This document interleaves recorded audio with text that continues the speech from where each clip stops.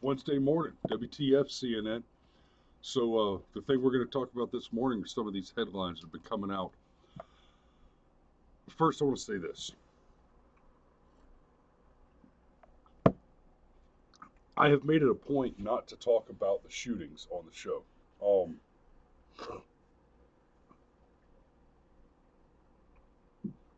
There are several networks, the Daily Wire guys, for example, Shapiro and Clavin and Knowles and them. They have a company policy that they will not say the shooter's name over the on a broadcast, but they still talk about the incidents. I don't want to talk about the mass shooters,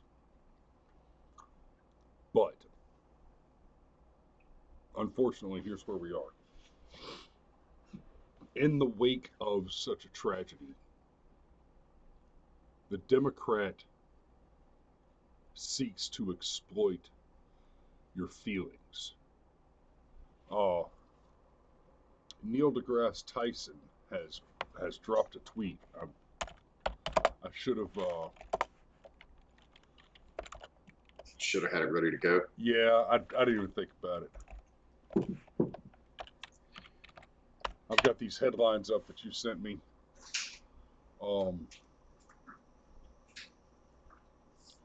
But thankfully, it's not hard to pop something up like this. Okay, so here's the tweet.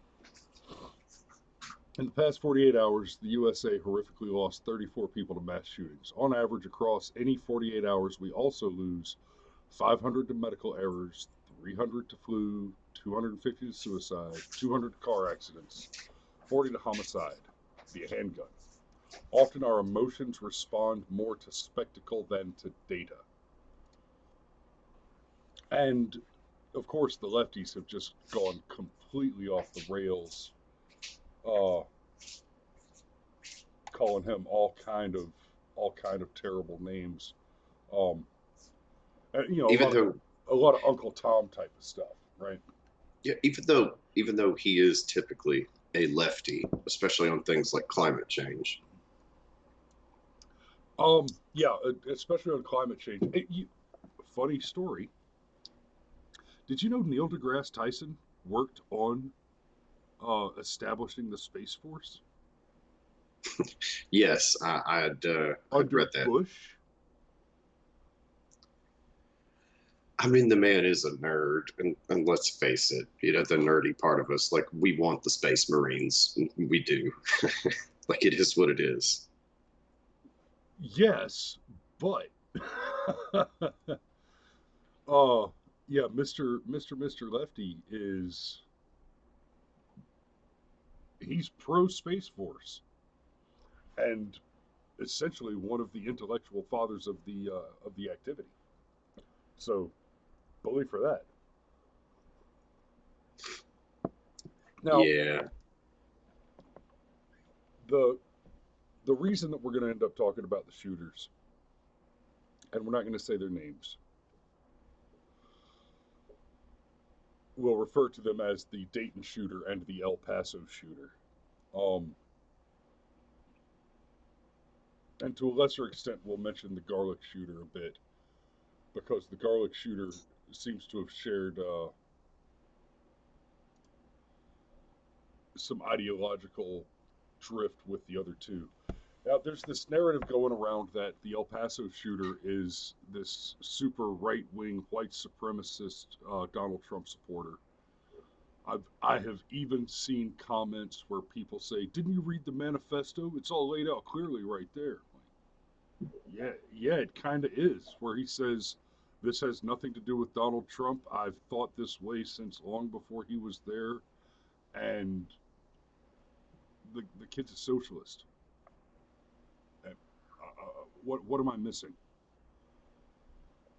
I dare say what you're missing is you're only reading the headlines that fantastic organizations like CNN put out, and since it's feelings over facts, well, there you go. Yeah, the whole narrative that these shooters have been inspired somehow by Donald Trump is is not misleading. It's not a factual error. It's not basically incorrect. It's a clearly fabricated statement. I mean, it's a flat out lie. It's not just that there's no evidence to support the claim that's being made. There is evidence which explicitly contravenes the claim. So, I mean, I don't try too hard, but I do kind of try to keep my language under control. But no, CNN, you're fucking liars. Yeah, this is the same organization that had Don Lemon asking questions as though it were assumed fact that Donald Trump is just a racist and his tweets are racist, even And the though airplane disappeared into a black hole. no, Chris, that can totally happen. A microscopic black hole can temporarily open up, swallow a plane, and then disappear. And it's just one of those things. I'm sure Neil deGrasse Tyson would back that up. I'm sure he would have before Stephen Hawking recanted his theory of black holes. You know what's really funny is if you read Tyson's tweet, it's no accident that he ended his little stat list on deaths attributed to handguns, because handguns, up until it became chic to blame assault rifles for everything, handguns were in a lot of ways the target um, of gun control. It's why, for example, I had to get a concealed carry permit, uh, even in a red state like here in Georgia, because, well, we got to control who carries a pistol around. And from a certain perspective, that's even logical because, well, I mean, you can just tuck a pistol in your boot or in your pants or whatever, and people might not even know you have it. Even people that are trained to look for a distinctive bulge, you can hide it. But now that there is a sensationalism, and I think it all started with the one kid um, who shot up a school coming up on like 7 years ago now, and he used a Bushmaster's semi-auto knockoff M4 type weapon, and that's the first time I can remember suddenly, man, wow, why should people be allowed to own these types of guns? So I'll just make it really clear. Um, like bump stocks are a good example. Oh no, we can't have bump stocks because they make things that act more like machine guns. Well, I actually think you should just have machine guns, the whole National Federal Firearms License thing that you have to go through. No, not at all. I mean, people say, "Hey, well, when they wrote the Second Amendment, they didn't have M16s." No, but they had cannons And puckle guns. and puckle guns and punt guns, which, if you don't know what that is, it's basically a shotgun on steroids on top of steroids. Huh.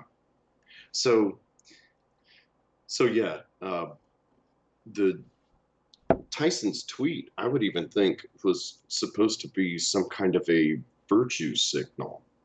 All right, hey, let's get back to the real issue where we need broad gun control, not just to control these assault weapons, but instead, because he was right, we're focusing too much on the sensationalist emotional aspect of it. Let's have some facts so we can keep things in perspective.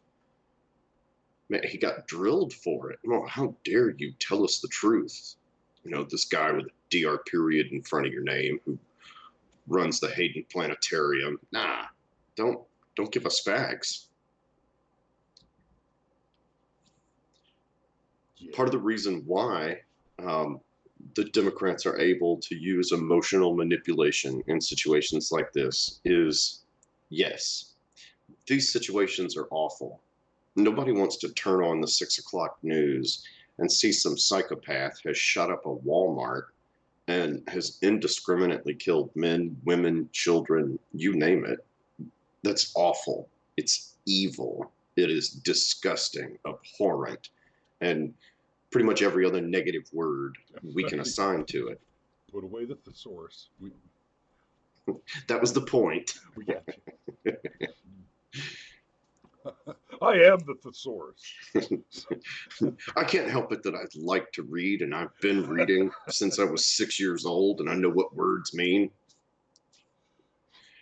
But they're able to emotionally manipulate you because they have the aid of the media.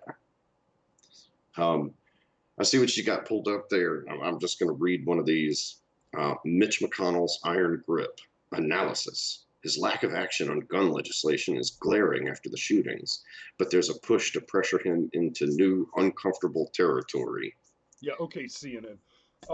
So far, because of the bump stock thing, and this is one of the very, very few places that I don't like the president. Donald Trump has in fact implemented more gun control than Barack Obama. That's an unfortunate truth. With executive order, no less. Yes. So if you're gonna go ahead and lay blame for the shooting on the president for not taking all the guns away, you might want to look back at your boy. The Obama-Messiah. And I'm not going to dig in on this kid, and the emotional manipulation there is just. We're already at 12 minutes, over 12 minutes. So there's just a couple more that I wanted to get to. When Trump came out and gave his speech, it was very obvious that he was trying to be presidential, dignified. He wanted to acknowledge all sides. There's a lot he said in that speech that I actually don't agree with. Hinting at red flag laws and video games cause violence, and he's actually going to partner with social media firms. And it's like, have you ever seen Minority Report? Because I don't think this actually is a good idea. Which is also kind of tying back to what Neil deGrasse Tyson said. But Trump gave a speech, and from a strictly technical perspective, you could make the argument that he did the right thing, that he said the right thing. And CNN's headline within minutes of the speech's conclusion was this gem. Trump says that the U.S. must condemn racism, bigotry, and white supremacy, but doesn't acknowledge his own rhetoric. Follow live for updates. So, in other words, Trump came out and said the things that the media, in fact, wants him to say. And then they're like, oh, well, you see, that's not good enough. We need to move the ball down the field. I actually think Trump shouldn't have mentioned white supremacy at all in that speech. I think that was taking the bait, because the immediate reaction was, well, we don't believe you because you're a racist. And you've got headlines like that. And 90% of what people consume is the headline. It's one of the things that we talk about in Meme War Monday. You just condense it all down to a short block of text, and there's all these implications built in with it. Well, a headline like that exists, gains traction, because there's already the underlying narrative that Trump's a racist. And Trump's been a racist ever since he came down the escalator and, said Mexicans were thieves and rapists, when that's not what he said. And I won't even rehash that. But your emotions are being played on because of these headlines, because the news media helps. They've also got an agenda. It's been wondered in conservative circles, does the Democrat Party control the media, or does the media control the Democrat Party? And I'm actually beginning to come to the opinion that it's the media that controls the Democrat Party. And here's why. Democrats project. It's what they do. They cry racism because they're the racists. They're the ones that worry about the black vote and the Latin vote and the gay vote. They're the ones that want to break people into aggrieved groups. One of the things that Democrats also just caterwaul about is, oh, corporations have way too much power. They've got way too much power and money and influence. Oh, you mean like a multinational corporation like Time Warner, Fox News, Comcast NBC? Ah, maybe there are corporations that have way too much power and influence over over every aspect of our lives. Oh, like Google, Yeah, Apple, Amazon, Facebook. yeah. I was watching Bernie Sanders on Joe Rogan, and one of the things Bernie Sanders was like, "Oh, Jeff Bezos has he's the richest man in America, and he effectively paid zero in taxes." Well, it's because we have a progressive tax code, and he's incentivized to use every loophole that's available.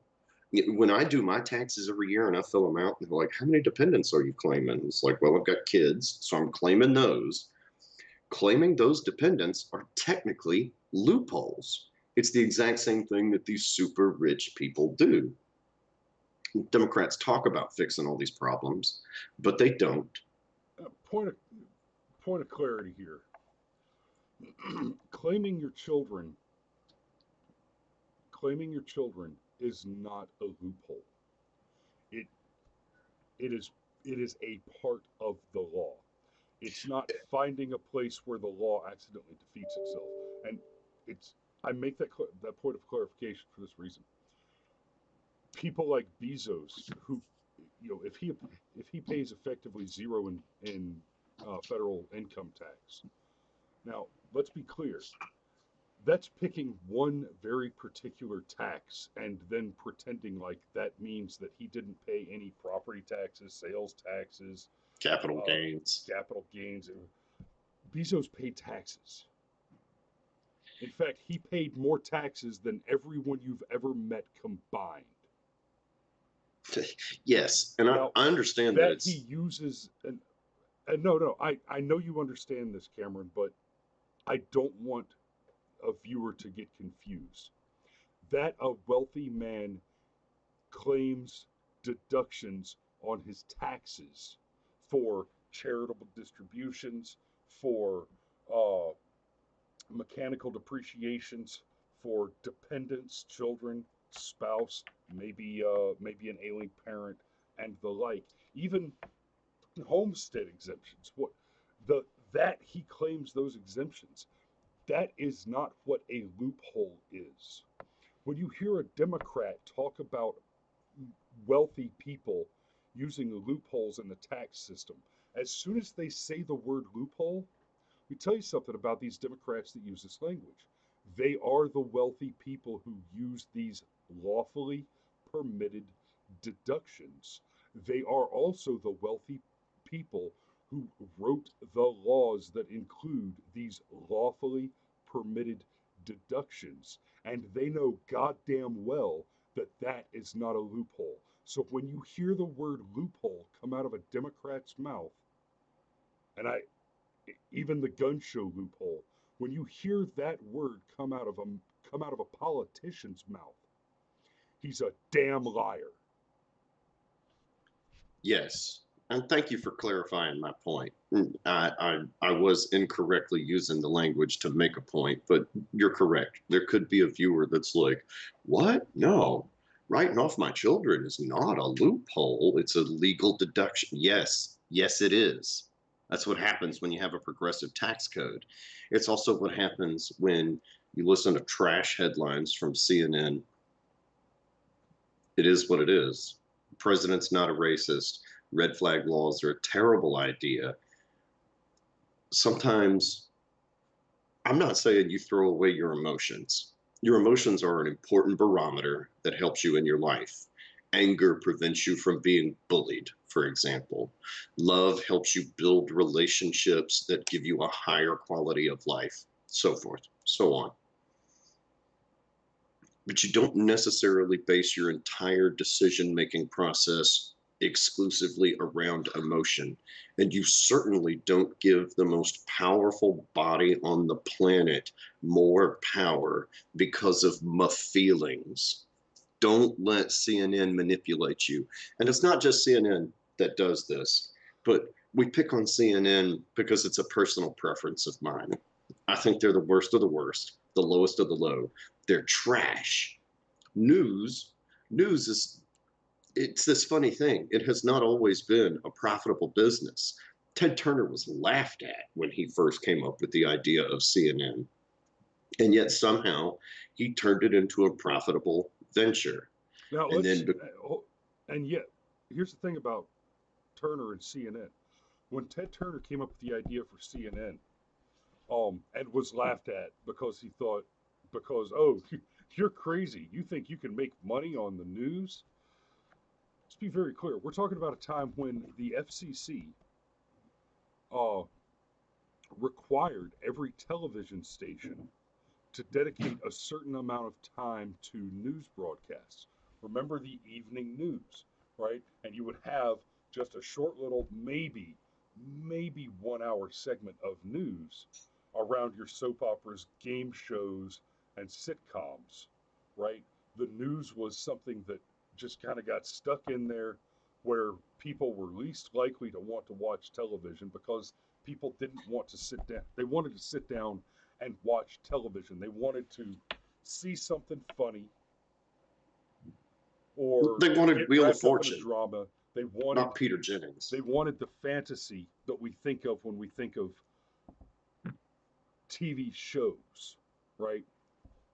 Um, and I, frankly, yeah, because people didn't want to watch the news, it wasn't a profit industry. Every network that ran the news at the time, which was every network because it was required by law, every network that was running the news back then was running the news at a loss, but it was a cost of doing business that you paid to play the game, to be in the business of selling advertisement around sitcoms and things like that that people did want to watch. The idea of a news network being profitable was laughable, and we're talking 40 years ago. Now, fast forward to today, and there is something interesting happening. I think the time of the big news networks is coming to an end. They're manipulating the algorithms and trying to force their way into YouTube and force smaller creators like us out. And I'm not trying to boo about demonetization or anything. I mean, I've I've got a real job. Cameron's got a real job. This is something we do for chuckles right now. Hey, but if y'all want to send a buck, we'd appreciate it. Get us if if one of us can quit a real job and do this full time, that'd be cool. But we got other stuff going on. But right now, we're seeing this thing happen. Cable television, where all of the for-profit big news networking lives, is going away. It's dying. The only reason right now cable television is still in business is because somebody had the forethought to marry the internet service provision with the provision of cable television. So you get it all on the same coaxial. If it were not for the fact that it's very difficult to get internet service in a high-speed internet domestically, residentially, without also purchasing cable television as part of a bundled discount package, cable television would not exist today. It would have died off a few years ago. Yeah, and my evil Trump is actually part of what pumped up those numbers. But I think we're over our 20-minute mark, Chris. Yeah, we're at 25 minutes. It's about time to call it a day. So, thanks for watching. We'll see y'all tomorrow. It's Total Win Thursday, and wake the hell up. Yeah, wake the hell up. Y'all have a good day. Be safe on your drive to work.